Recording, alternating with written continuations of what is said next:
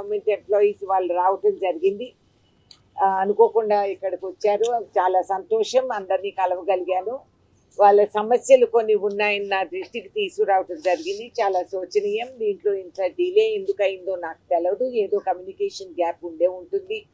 ఒక రాష్ట్ర ముఖ్యమంత్రి పిల్లలు తల్లిదండ్రులను చూసుకోవటం లేదనే సమాజ నిజాన్ని ఆయన గుర్తించి దానికి కూడా ఓ చర్య తీసుకొని ఒక ఒక ఒక ప్రొసీజర్ పెడదామని చెప్పిన వారు తప్పకుండా మీ సమస్యను వారు స్పందిస్తారు. ఆయన ఎన్నో పనులలో నిద్రాహారాలు మానేసి పనిచేస్తున్నారు అనేది మీరందరూ చూస్తూనే ఉన్నారు. తప్పకుండా మీ సమస్య వాళ్ళ వరకు ఆయన వరకు చేరేటట్టు నా బాధ్యత, మీ ఎలక్టెడ్ రిప్రజెంటేటివ్గా నా బాధ్యత అది ఆయన దృష్టికి తీసుకెళ్తే నాకు పూర్తి నమ్మకం. రేవంత్ గారికి మీ సమస్య తెలిసిందంటే, ఆయన దృష్టికి వచ్చిందంటే, మరి ఫైనాన్స్ మినిస్టర్ ఆయన బట్టి విక్రమార్క గారు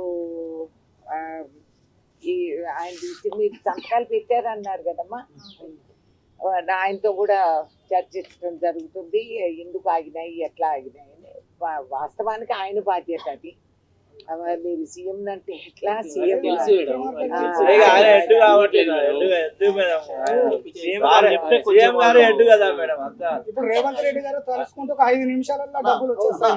ఓన్లీ మంచిది. ఆ నమ్మకం మీకు.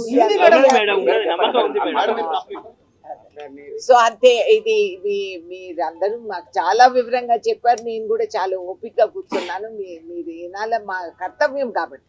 ఇది మా ధర్మం. మేము వినాలి, మేము చెయ్యాలి. మీ నిధులు ఎక్కడికి పోవు, మీ వరకు చేరిచ్చేది నా బాధ్యత అని చెప్పి మీకు అందరికీ నేను హామీ ఇస్తున్నాను.